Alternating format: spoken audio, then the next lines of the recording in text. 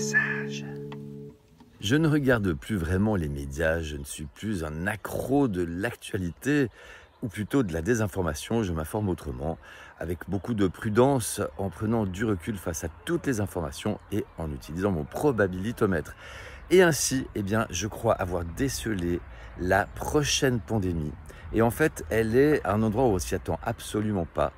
Et c'est un virus qui va se répandre, je pense, de plus en plus rapidement. Je vois autour de moi de plus en plus de gens qui prennent conscience que la vie n'est absolument pas celle qu'on nous propose depuis qu'on est enfant.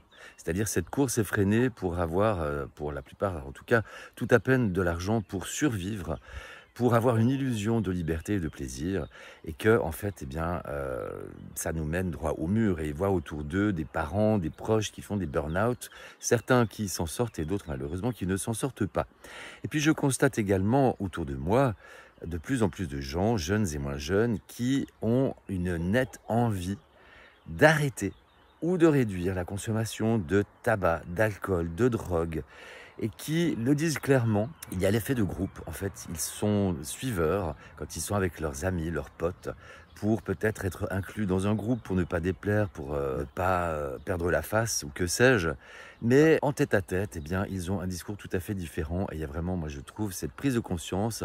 Quelqu'un m'a dit récemment que même chez les jeunes, la nouvelle tendance, c'était justement de ne pas boire, de ne pas fumer, de ne pas avoir toutes ces comportements complètement délétères et addictifs.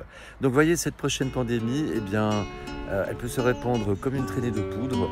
Et puis, heureusement, il n'y a pas de vaccin. Et elle va continuer à se répandre. Les petits passages. Passage.